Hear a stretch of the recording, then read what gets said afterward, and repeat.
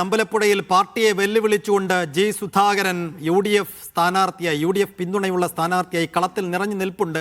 അപ്പോൾ ജി സുധാകരൻ അപ്പുറത്തെ സ്ഥാനാർത്ഥിയായി നിൽക്കുന്നത് CPM-ന് ചെറിയ വെല്ലുവിളിയും തലവേദനയൊന്നുമല്ല.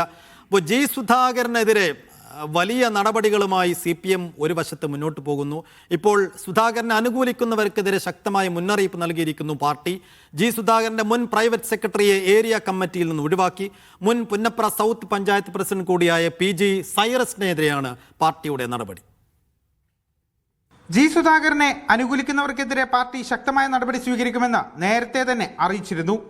ജി സുധാകരന്റെ മുൻ പേഴ്സണൽ സ്റ്റാഫ് അംഗമായ PG സൈറസിനെയാണ് CPM അമ്പലപ്പുഴ ഏരിയ കമ്മിറ്റിയിൽ നിന്നും ഒഴിവാക്കിയിരിക്കുന്നത്. മുൻ പുന്നപ്ര സൗത്ത് പഞ്ചായത്ത് പ്രസിഡന്റ് കൂടിയാണ് സൈറസ്.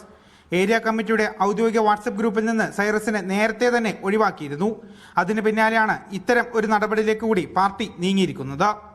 4 മാസമായി ഏരിയ യോഗങ്ങളിൽ പങ്കെടുക്കാത്തതാണ് ഒഴിവാക്കുന്നതിന് കാരണമെന്നാണ് പാർട്ടിയുടെ വിശദീകരണം. എന്നാൽ സൈറസ് ഇപ്പോഴും സുധാകരനുമായി ബന്ധം പുലർത്തുന്നുണ്ട് എന്നതിന്റെ അടിസ്ഥാനത്തിലാണ് നടപടി എന്നാണ് സൂചന. മികച്ച പഞ്ചായത്തിനുള്ള പുരസ്കാരം പുന്നപ്ര പഞ്ചായത്തിന് ലഭിച്ചത് സൈറസ് പ്രസിഡന്റ് ആയിരിക്കുമ്പോഴാണ്.